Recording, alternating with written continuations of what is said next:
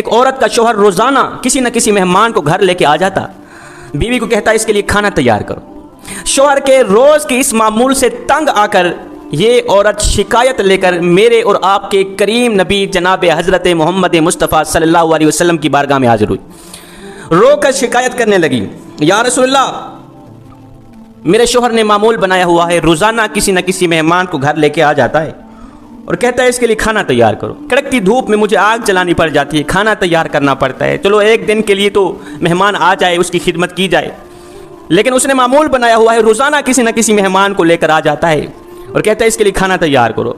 میں تو آگ جلا جلا کے خود جل گئی، آقا میں یہ تکلیف برداشت نہیں کر سکتی، میں یہ دکھ برداشت نہیں کر سکتی، یا رسول اللہ آپ کے دروازے پر آئی ہوں، آپ مجھے کوئی ایسا طریقہ بتائیں جس کو اپناتے ہوئے میں آپ کے فرمان پر عمل کروں، آپ کے طریقے پر عمل کروں، میرے شوہر کے اندر جو یہ عادت ہے روزانہ کسی نہ کسی مہمان کو لے کر آ جاتا ہے، یہ عادت ختم ہو جائے۔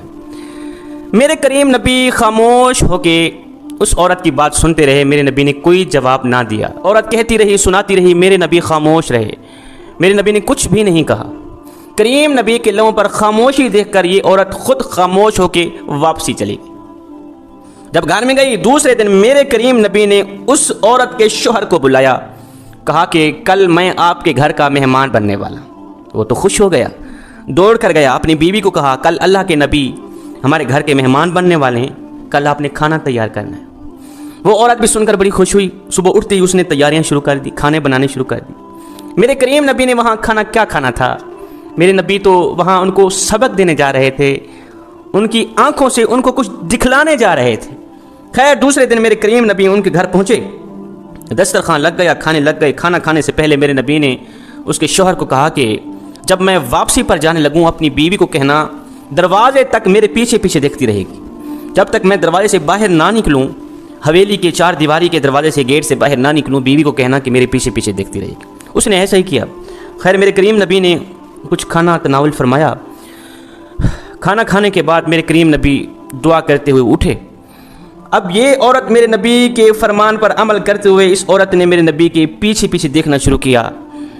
دیکھتے ہی یہ عورت بے ہوش ہو گئی، اس کو ایسا منظر نظر آیا کہ تاب نہ لا سکی، برداشت نہ کر سکی، بے ہوش ہو گئی۔ میرے کریم نبی آگے چلے گئے۔ جب اس عورت کو ہوش آئی تو اس کے شوہر نے پوچھا کہ آخر وجہ کیا تھی، کیا تجھے نظر آیا تھا؟ مجھے تو کچھ بھی نظر نہیں آیا، تجھے کون سی ایسی چیزیں نظر آئی کہ تو دیکھ کر بے ہوش ہو گئی؟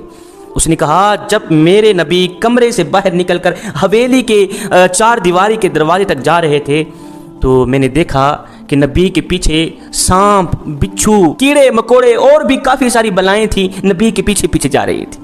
دوسرے دن یہ دونوں میاں بیوی نبی کی خدمت میں حاضر ہوئے۔ اس عورت نے پوچھا آقا آخر وجہ کیا تھی؟ میرے نبی نے فرمایا میں صرف تمہیں دکھلانے کے لیے گیا تھا کہ مہمان جو گھر میں آتا ہے، ایک تو وہ اپنا رزق ساتھ لے کر آتا ہے، وہ تمہارا کچھ بھی نہیں کھا کے جاتا، وہ اپنا رزق ساتھ لے کر آتا ہے۔ دوسری بات یہ ہے کہ جب وہ جاتا ہے تمہاری بلاؤں کو بھی ساتھ لے کے جاتا ہے، تمہارے گناہوں کو بھی ساتھ لے کے جاتا ہے، تمہارے اوپر جو مصیبتیں ہوتی ہیں یا آنے والی ہوتی ہیں ان تمام چیزوں کو ساتھ لے کے جاتا ہے۔